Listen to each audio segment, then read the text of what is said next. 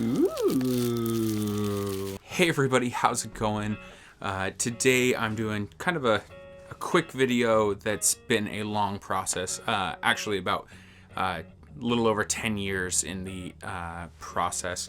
And it is about this guitar. It is a 1947 Harmony H51, and it was my great-grandfather's, and then my grandpa's, and then my grandpa gave it to me before he passed away. And it hung on a wall in my grandpa's bedroom for years and years and years. I don't even know how long. I have to thank my friends who helped put this back into playing order, and I did it very slowly, very, very slowly. But I have to thank Marvin.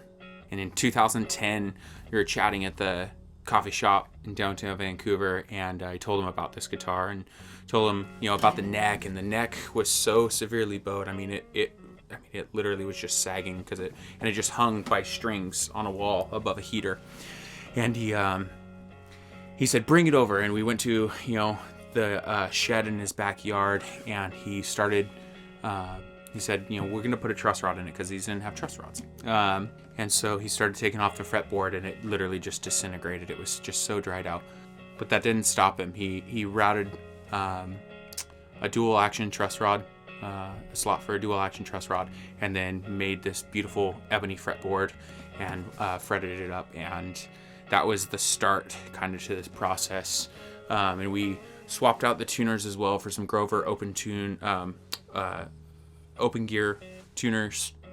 Purely correct looking, a little bit rustic, a little bit aged, and different nut on here. And a handful of years later, I wound up, I was like, man, I really, really want to play this. But it's always had this rattling, and I didn't know if it was maybe the body. The body was separating here and kind of down here around the back. You can see it just a little bit. So I was like, man, you know what? I just need to get this gone through and checked out. So I took it to my good friend, Dave Thurston. He basically re-glued everything and made it solid. And it sounded really cool. It's got a very unique sound to it. But there was still a rattle, and what we figured out was that the pickup had come loose on the inside and basically just rattled around. So you hit any kind of open chord and just rattled and rattled and rattled. So fast forward a few years, and lately I've been playing just a lot of different styles, trying to learn and write. And so I was like, you know what? It's time. Like, let's get this pickup checked out. And I jumped on the Seattle music gear swap sale group. Said, hey, this is the guitar. Kind of gave a backstory to it. Who do you trust for your pickup repairs? And a gentleman named Jimmy on there reached out to me and said, hey, send it on down to us at Lollar.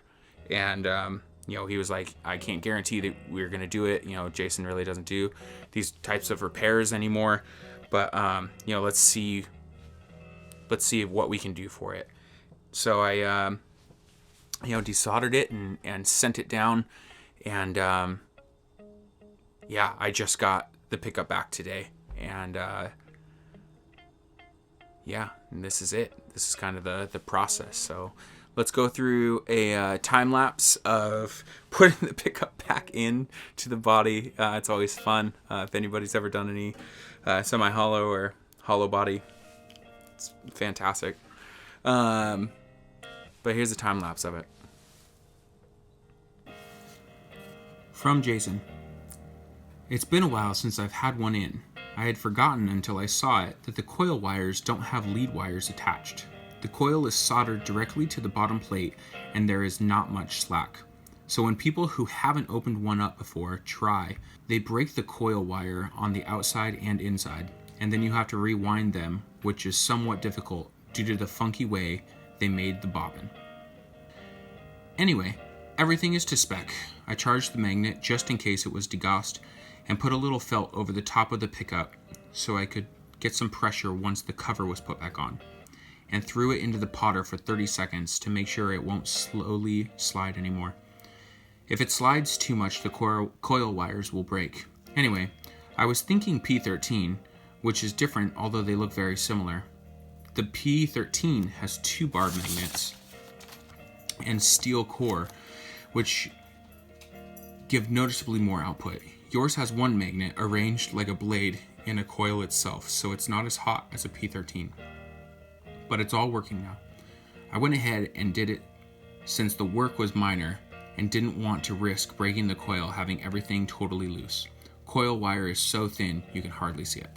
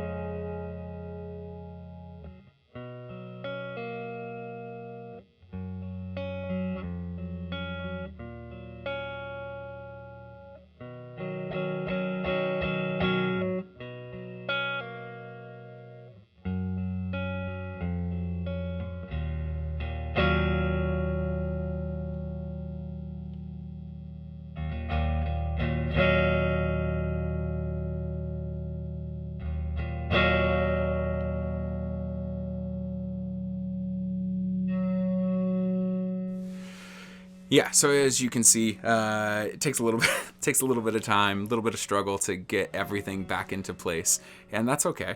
But it's in there, and I just took it inside and I intonated it, and strummed the first few chords, and I did a little sound sample. Let's check that out.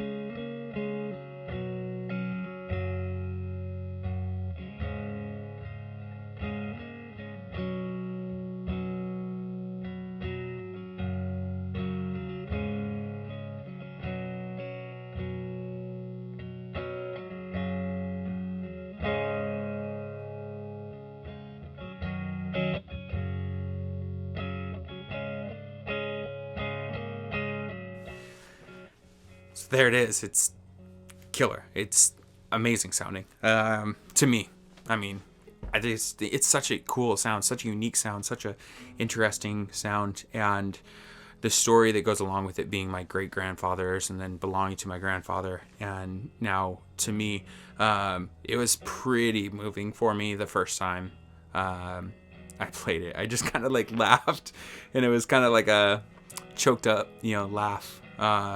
And it was just like a beautiful thing, because it's when I opened it up and to send the pickup down to Lollar, there's the felt piece inside. So I'm wondering if there was maybe an issue, and my grandfather maybe took the guitar apart or the felt fell out, and then he hung it on a wall because he was like, I can't deal with this rattle. But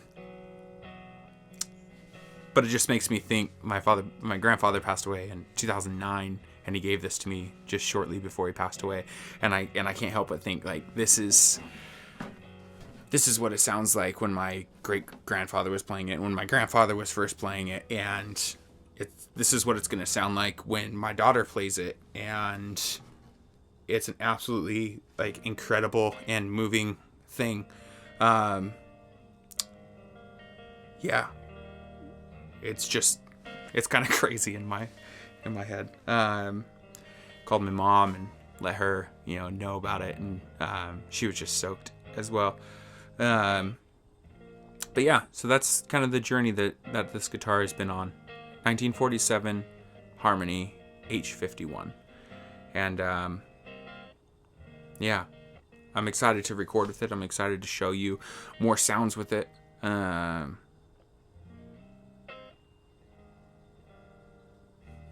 Just excited that it's here and playable, and I'm super thankful to my friends who helped get this into a playable state.